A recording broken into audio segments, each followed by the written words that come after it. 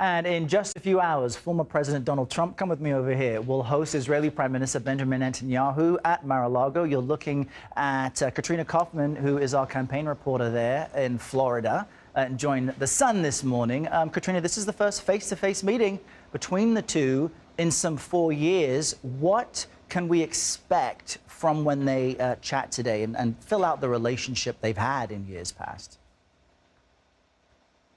Good morning, Errol. So yes, as you said, this is the first time that they're meeting since the Abraham Accords were signed when Trump was still president at the White House. And they had a very strong relationship during Trump's presidency. At one point, there were even billboards of Netanyahu and Trump shaking hands posted around Israel. And Trump was a real friend to the country during his presidency.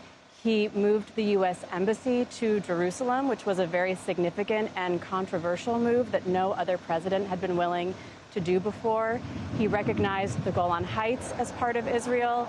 He also helped to broker the normalization of relations between Israel, the UAE, Bahrain, Morocco, and Sudan, and he pulled out of the Iran nuclear deal. However, after the 2020 election, there was a souring of relations between the two because Netanyahu recognized the victory of Joe Biden in that election, which Trump feels that he won. So today is a closed-door meeting, but we can expect a potential renewing of that relationship.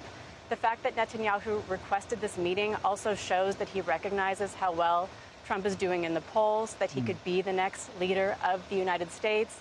And of course, we expect them to discuss policy as it comes to the Israel and Gaza war.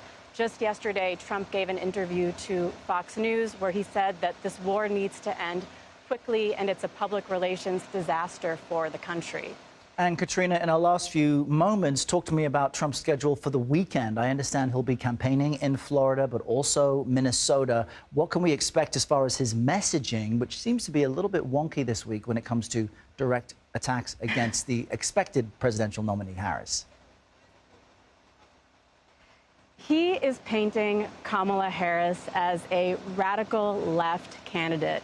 He says that she is an extension of Biden's presidency, so she is complicit in all of his policies, especially when it comes to failures that he sees with the economy and with the border. And there was a very strong emphasis on her immigration policy. He says that she is dangerous for the country, that she wants open borders, to decriminalize illegal border crossings.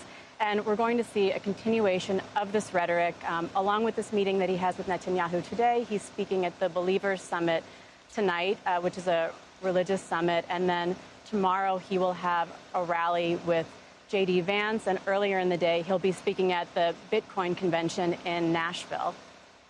All right, Katrina Kaufman, live for us in Florida this morning. Thanks so much.